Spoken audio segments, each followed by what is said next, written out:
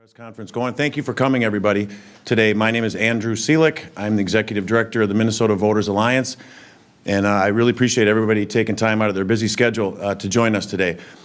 I'm very grateful to make a very special announcement, and after 7 years of working on one case, the word came out from the United States Supreme Court yesterday morning that our case, Minnesota Voters Alliance against Mansky, was granted review by the U.S. Supreme Court. And it was a long last couple months. We were relisted 4 times. And yesterday morning, I was waiting at about 8:35 from a text from our attorney on whether we were going to be denied or granted. And I'm very pleased to say we were granted. So I'm just going to take about 30 seconds here to just introduce the group behind me, and then take about a few seconds to talk about the case in general. After I'm done talking, I'm going to invite Dan McGrath up, the Communications Director for the Minnesota Voters Alliance. And then also, let's see, our attorney from the Pacific Legal Foundation, Mr. Wen Fa, has flown up here from Sacramento. He's going to be speaking next, and then followed by our attorney who led the case and took it all the way through the 8th Circuit, Mr. Eric Cardall from Mormon, Cardall, and Erickson. So with that, many of you folks may have heard about what this case was generally about. It was someone being turned away from voting for having something political on their apparel or their shirt or buttons. So I'll hold this up. This is a Tea Party Patriots t-shirt. And this is not the exact one that was worn on Election Day in 2010, but this is very similar. It also said, "Don't tread on me," underneath it. And I had walked in to vote at St. Andrew's Church in Eden Prairie, and I had my Tea Party Patriots t-shirt on. And lo and behold, when I went to vote, immediately the election judge extended an invitation for the head election judge to come over, like we had a serious problem here. We had somebody that had a Tea Party t-shirt on trying to vote in our elections. So the head election judge came over, and then I was surrounded by about 3 election judges, and I was told that I could not vote, that I had to leave unless I took off my t-shirt. And at that time, I refused to take off my t-shirt. So after no more real discussion, I went outside, and it was freezing outside, and I called my attorney, and I said, "What do you think I should do?" And he said, "Well, you really should try to vote. Voting is a very important issue." So I had gone back in again, and I tried again, and to no avail. They would not let me vote. And that's when the media got involved, and here we are 7 years later going to the United States Supreme Court. So with that, I want to turn it over to Dan McGrath, who can talk a little more about the details. Thank you. I had a similar experience to Andy when I went to vote on Election Day in 2010. I was wearing a button, an election integrity button. Now, unlike Andy, I didn't have to wait 4 hours before I was finally given a ballot. But what did happen is I was threatened with prosecution and hefty fines just for voting while wearing a button, while passively expressing a viewpoint. I was threatened, I was harassed and intimidated by our election officials, by an election judge. And that can happen to anyone. The way the policy based upon Minnesota's polling place laws was implemented in Minnesota, it allows election judges to subjectively determine what is and what is not political. I'll give you an example. That year, the Viking Stadium was not yet built, and there was a lot of debate going on about how to fund its construction, new taxes, etc. Would then wearing a Vikings jersey to the polling place be considered political, showing support for a Vikings stadium to be built? Would wearing red indicate that you're a Republican, blue a Democrat? If you're wearing a crucifix, does that mean you support a Catholic candidate? Anything could be political the way that the Minnesota statute has been implemented. And it is very dangerous to voters where you've got election judges able to deny a ballot or harass and intimidate a voter because they don't like the way that voter looks. They don't like the viewpoint that that voter may or may not be passively expressing. So I think this lawsuit is extraordinarily important, and I'm very pleased the Supreme Court has taken this up. It's an issue that will have nationwide implications. There are several other states that have laws on the books like this. With that, I'm going to turn it over to Attorney Wen Fa from the Pacific Legal Foundation. and we'll follow that up with Eric Cardall. Thank you.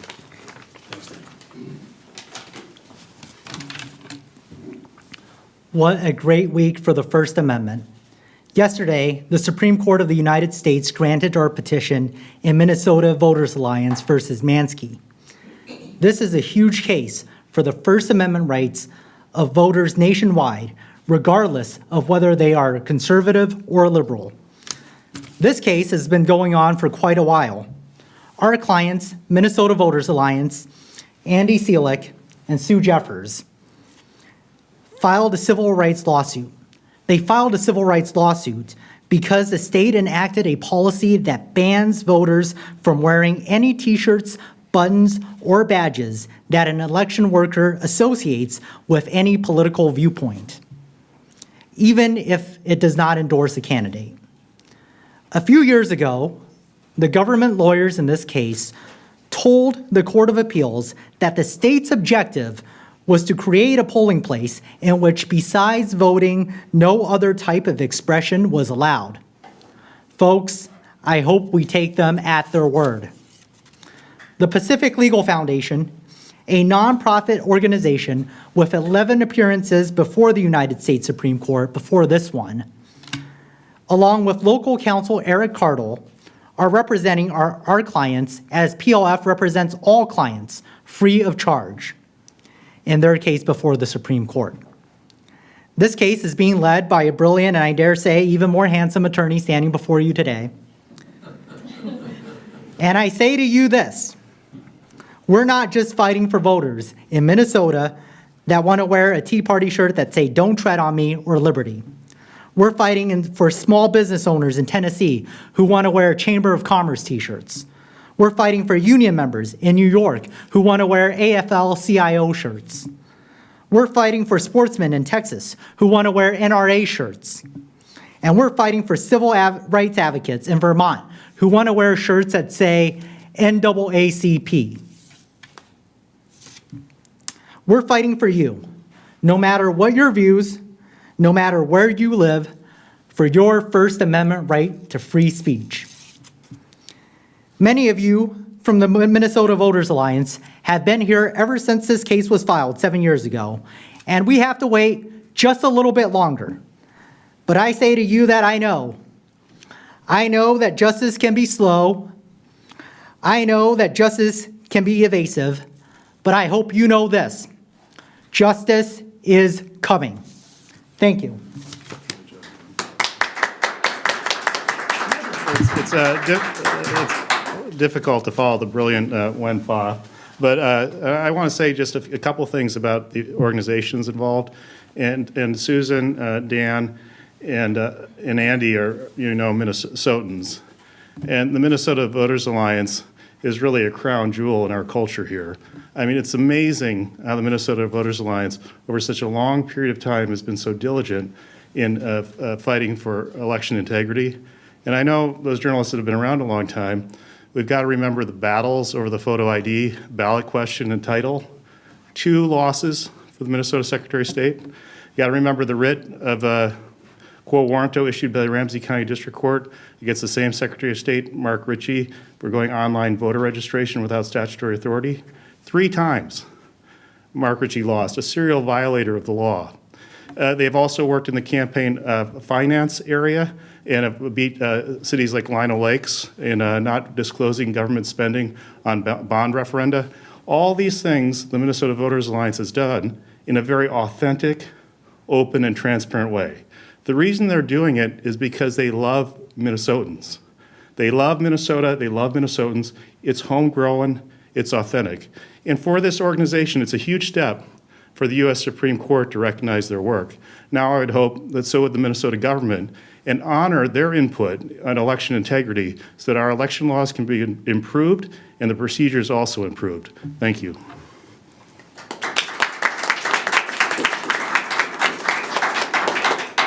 Any questions? No, I'm good. Mr. Fowler, you take that. Yeah, you take them. Any questions about the case? I heard you project that you think that the case might be heard as early as the coming February, is that correct? That we might expect this to go forward? Yes, the court's calendar is full until the next year, so I think we'll probably be scheduled for early next year, perhaps in February. That would be my best guess. What help is the Pacific Legal Foundation in this case? Well, the Pacific Legal Foundation took this case over. Eric Hartle is still one of the attorneys on the case. We're working with Eric.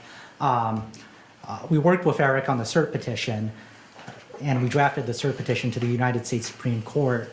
And I'm happy to say after 4 relists, the Supreme Court has granted the case, I think in no small part, due to Pacific Legal Foundation's experience. We have 12 cases heard before the United States Supreme Court.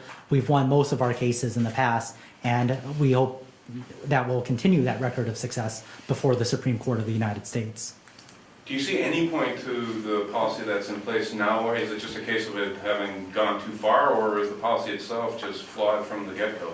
I think this is a case of severe government overreach, and this is a case of government overreach against not just conservatives, but conservatives and liberals, libertarians, any viewpoint, because the state has conceded earlier along in litigation that it would apply this policy to people that wear Chamber of Commerce shirts and shirts that say the AFL-CIO. And by the logic of the policy, the government could even ban red or blue shirts at the polling place. I think that is a clear example of a shirt that in First Amendment terms is facially overbroad and therefore facially unconstitutional. Is there a case where a red or a blue shirt was actually escorted out of the polling place? That sounds like an extreme example. Well, the Supreme Court has actually said just a few years ago that the First Amendment doesn't depend on the grace of government. So it's true that I don't know of a case in which the government has escorted someone wearing a red or a blue shirt. But just because the government hasn't chosen to prosecute something that it plainly would be able to prosecute by the logic of the statute, I think makes this an easy case for the Supreme Court, and a case that we hope to win 9-0 before the Supreme Court of the United States. As fiscal conservatives, does this give you pause to think about the taxpayer dollars are going to go into this, defending this lawsuit? Well, we're actually a liberty-oriented organization, the Pacific Legal Foundation is, and I think as liberty-oriented organization, we think that when the government restricts your precious First Amendment right to free speech, it must give a good reason for doing so. So, for example, in the electioneering context, the government could say, well, don't wear vote for Bush or vote for Gore t-shirts because you might persuade other people to vote for the same candidate. And whatever the merits of that decision, I think this case goes way too far in that it bans not only vote for Bush or vote for Gore shirts, but also shirts that say NAACP, NRA, and a bunch of other examples that have been actually provided by the other side. But Andy's Tea Party t-shirt is clearly a Republican endorsement, right? Can you admit that? Well, I don't necessarily think that's true, because some of the t-shirts, as you can see in the petition appendix that we submitted to the Supreme Court and on our website at pacificlegal.org, just have a small Tea Party logo with with the main slogan being something like liberty or don't tread on me or fiscal responsibility. And I think those are viewpoints that aren't necessarily associated with one party or the other. The Tea Party is not? Go ahead. I'd like to address your one question about the cost of to the taxpayer. There was a case, it's actually in the filing in Arizona, where they had a similar law, and a lawsuit was filed, and the plaintiffs actually won a case against the government, almost identical to this. And in that case, the government conceded and stopped, and they changed their policy. And the Minnesota Secretary of State and the county officials had that same opportunity, and they decided to go a different route. So they could just abandon the defense and save the taxpayers' money is what you're saying? Absolutely they could. And then regarding, the Tea Party being a Republican, clearly an endorsement, I mean, I guess I can see how in some cases people could see it that way, but a lot of the Tea Party people that I know personally, I consider myself a kind of on and off member of the Tea Party for a long time. A lot of them are anti-Republican establishment, so I can't draw that connection clearly enough, any more than any other organization. Black Lives Matter. I mean, a lot of people would say that's clearly a Democrat endorsement, but as Wen said, this case we're fighting for all people of Minnesota, actually around the nation, to be able to wear whatever they want. That's the statute bans political and campaign speech in the polling area. And we're not here complaining that the state can't ban campaign speech, you know, vote for Hillary or vote for Trump or whatever. But we're here complaining about the state overreaching its authority to ban all types of political non-campaign speech. I got a question relative to, for when, do you expect those other cases, like I think you mentioned the state of New York and Arizona, et cetera, do you expect folks from those organizations, the attorneys, to be joining you in the lawsuit, the presence in the courtroom, et cetera? Well, there are friends of the court brief that are filed often in the Supreme Court. I don't know what position those states will take in those briefs, or if they'll file those briefs at all. But I can tell you that there are a lot of people, organizations on both sides, liberal, conservative, organizations that just like liberty, who will be filing amicus briefs on our side. So would this now allow a polling place at Obama Middle School or grade school? Because it seemed this law would prohibit, you know, when Obama was running for president, that his name would be on the school. Or say somebody, if there's a polling place at the Ramsey County Library, and you got all the commissioners up there with their pictures as you walk in, would that make it now okay to have these? I'm not sure I quite understand the question. I think this case is about apparel, shirts and buttons and badges that are associated with some sort of political viewpoint. So, you know, the cases are, and we have the record here, more of a record than we have in the typical facial challenge of the state and our side agreeing on what could be banned and what could not be banned. And I think those examples show that this is an extreme government overreach and an infringement on First Amendment rights. Mr. Fogg, welcome to Minnesota media. Thank you. Yeah, you see what we deal with now on a daily basis. But they have a high opinion of themselves, believe me. Could you take us through what your assessment was of, and this is where they may need to pay attention so they get it right. The case, as I understand it, was relisted several times. Could you explain how the process of granting certiorari is engaged in by the court, their weekly conferences, what relisting means? Have you ever seen a case been relisted so many times? And does that tell you anything about the future? Well, let me just say right off the bat, I do appreciate, I appreciate your comments, but I also appreciate the questions by all the members of the media. I appreciate both, you know, the questions you raised and the questions that the other journalists have raised. And I think it's important to get our viewpoints out there so that, you know, we win not just in the courts, but also in the court of public opinion. So I appreciate all the questions. I really do. And with respect to your question, I think the relist process is a process that has been recently, well, it's been around in the Supreme Court for a long time, but it's a process by which the Supreme Court and the Supreme Court clerks check for potential what are called vehicle problems before the Supreme Court, meaning that, well, maybe this is a very important issue, but this case doesn't raise that specific issue. And what we try to make very clear, and I think what we did make clear in our petition to the Supreme Court, is that, look, not only is this an important issue, a crucial issue of nationwide importance, but it's squarely presented in the case. Because in a lot of facial overbreath challenges rest sometimes on speculation. So you have the two parties disagreeing on the type of material and the type of speech that are outlawed. But here we actually have substantial agreement, way more than we do in the typical facial overbreath case, about what material is outlawed. So this presents an easy way for the Supreme Court to look at the facts and apply the law to the facts, and we hope to strike down the law on the basis that it's facially overbroad in violation of the First Amendment of the United States Constitution. Is uneven enforcement an element of this, or is it all just the actual law itself? Well, I think that calls for a very nuanced answer.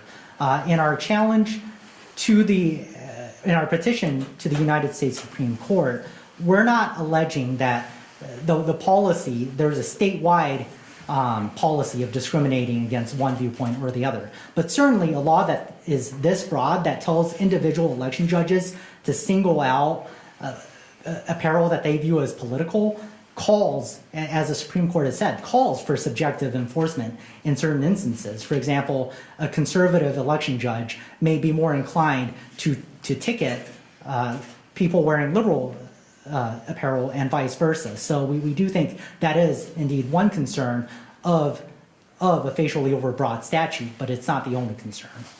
Thank you. Any updates on the boy in Superior who wants to dance?